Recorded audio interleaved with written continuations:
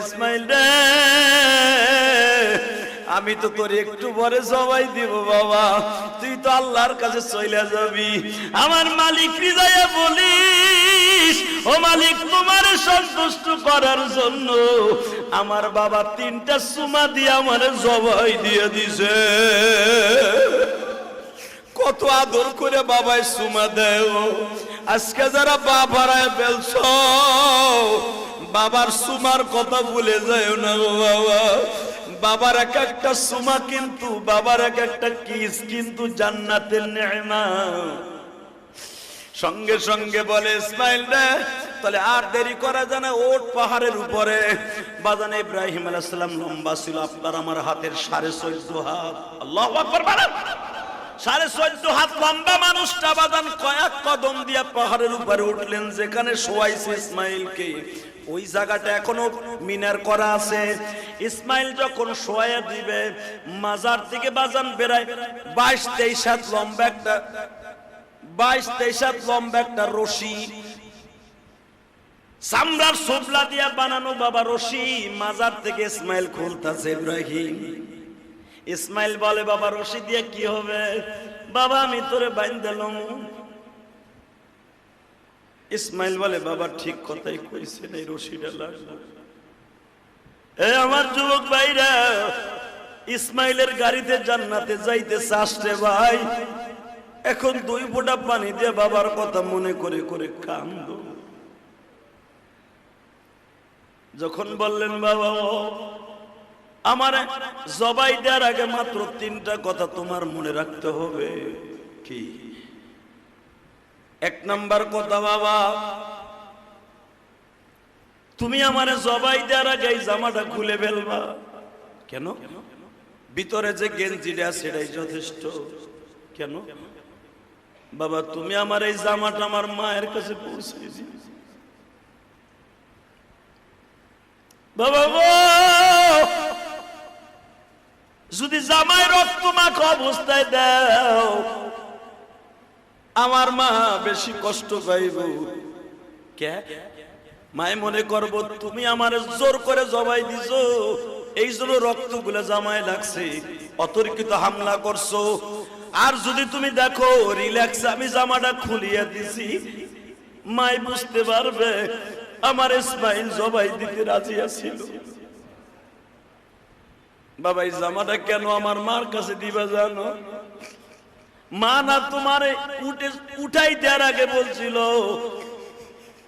12 বছর পর্যন্ত আমার ইসমাইলের বুকে ছাড়া আমি মা কোনোদিন ঘুমাই নাই। সন্ধ্যার আগে বেলা ডুবার আগে আমার ইসমাইলটা আমার বুকে দিও আল্লাহর বলি। অন্তত আমার জামাটা, এই কুর্তাটাই জুব্বাটা মা যদি পায়, আমার মা বুঝে নিবে আমার ইসমাইল আমার মুখে আছে। বাবা তুমি জানো না, আমার মা একটা দিন কোনদিন পুরাটা রাত্র ঘুমায় না। শুধু তোমার কথা মনে করে কান্দে গো বাবা। পৃথিবীতে আমার মায়ের মতো স্বামী সোহাগী কোন মহিলা আছে কিনা জানি না গো বাবা। এই শর্তের মধ্যে আর একটা কথা, এখন আপনারা কানবেন। বাবা তুমি তো আমার এই হাত দিয়ে জবাই দিবা, কয় হ্যাঁ।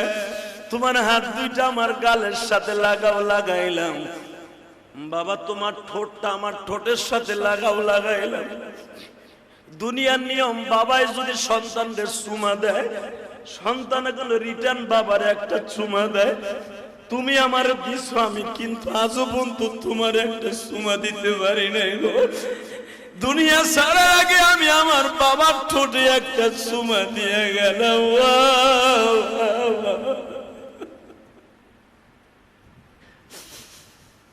আমি জমিনে শোয়ার আগে একটা ওয়াদা আমারে দাও, তুমি কি আমার পরে রাজি বাবা? ইব্রাহিম কান্দে আর কয় মালিক শুনছো? আমার ইসমাইল কয় আমি কি তোমার পরে রাজি? আমার ইসমাইলের মতো সন্তান এই পৃথিবীতে হয় না। বাবা আমি তোর পরে খুশি, তাড়াতাড়ি শুইয়া পর, আল্লাহ বেজার হয়ে যাইব। ইসমাইল বলে বাবা মাত্র আর 2টা মিনিট কি? ও বাবা তাড়াতাড়ি আমারে বাইন্ধে ফেললাম, কিন্তু ছুরির নিচে দেওয়ার আগে একটা ওয়াদা দাও। কি? বাবা তোমার হাত 2টা দাও। দিলাম। হাত 2টা চুমা দিলাম কেন জানো? ও বাবা এই 12টা বছর আমার মায়ের ঘরে একদিনও তুমি থাকো নাই। আমি তো ছুরির নিচে যাব, ছুরির নিচে যাওয়ার আগে তুমি একটা ওয়াদা দাও। আমার মা কোনোদিন একা ঘুমায় নাই আমারে বুকে ছাড়া। আমি মরে যাওয়ার পরে তুমি আমার মাকে একা রাখবা না, তুমি আমার মায়ের ঘরে ঘুমাইবা। আমার মাকে দেখার মতো আর কেউ থাকবে না গো আল্লাহর পরে তুমি থাকবা। আমার মারে তুমি কোনদিন আর একা রাখবা না। আমার মা একা হয়ে গেলে আমি ইসমাইল কষ্ট পাবো। ইব্রাহিম কাঁদে আর বলে যাও, আমি ওয়াদা দিলাম গো বাবা, আমি আর তোর মায়ের একা রাখবো না। তোর বড় মায়ের আমি তোর মার কাছে নিয়ে আসবো। এতদিন আমি তোর বড় মায়ের কাছে ছিলাম, এখন তোর বড় মাকে আমি বাক্কা শহরে বাইতুল্লাহতে নিয়ে আসব। কারণ আল্লাহ বলেছে তোরে জবাই দেওয়ার পরে কাবাঘর নির্মাণ করতে। ওয়াইদি ইয়ারফাউ ইব্রাহিমুল কওয়াইদা মিনাল বাইতি ওয়া ইসমাঈল, আল্লাহ নির্মাণ করতে বলছে, কাবাঘর নির্মাণ করতে। এরপরেই তোর মাকে ফিলিস্তিন থেকে আমি নিয়ে আসব। ইসমাইল বলে বাবা আমার আর কোনো দুঃখ নাই, এবার আমি শুয়ে পড়লাম গো বাবা, আমার শীত করে শোয়াও না, আমার বুট করে শোয়াও। কয় কে? যদি আমি শীত করে শুই গো বাবা, তোমার চোখ আর আমার চোখ এক হয়ে গেলে তুমি আমার মায়ার খাতিরে আল্লাহর সাথে গাদ্দারি হয়ে যাবে, জবাই দিতে পারবা না। মায়া লাগলে আর জবাই দিতে পারবা না। তোমার চোখ 2টা বাঁধা লও, আমার উপর করে শোয়া দাও, আমার গলার মধ্যে হাতটা ঢুকাই এইভাবে পোষ দিও বাবা, কিন্তু বেশি দেরি কইরো না গো বাবা। আর একটা কথা শুনো, আমার পাওয়ার হাত শক্ত করে বাঁধো। কইকে মৃত্যুর যন্ত্রণা সবাই উপভোগ করবে, মৃত্যুর যন্ত্রণা করতে যায় যদি আমার গায়ের লাথি তোমার গায়ে লেগে যায় বাবা, আমার রক্ত যদি তোমার গায়ে লেগে যায় বাবা। ইসমাইল বলে না, তোরে জবাই দেওয়ার আগে একটু মালিকের সাথে কথা কই। আল্লাহ তুমি একটা কথা কও, দুনিয়ায় এমন কোন সন্তান দেখছো মরার আগে বলে আমার মৃত্যুর যন্ত্রণায় যদি তোমার লাথি তোমার শরীরে লেগে যায়, আমি ইসমাইল আমার মওলার কাছে কি জবাব দিব?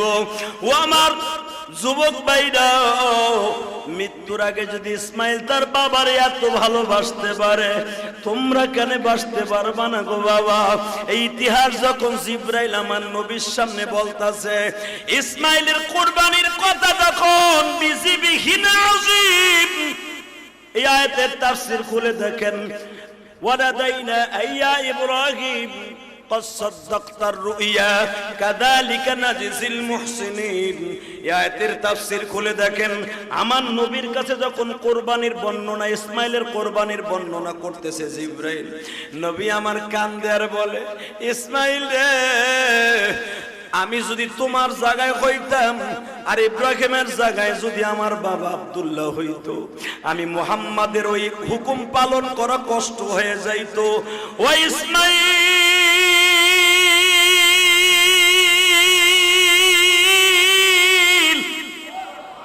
উম্মত আমার রোজে মাহশারে কাঁদিবে, তুমি তাদের লয়ে যায় জান্নাতে। কারণ পৃথিবীতে কোন নবী এই বাল্য বয়সে আল্লাহকে এত সন্তুষ্ট করতে পারে নাই যেটা ইসমাইল পারছে।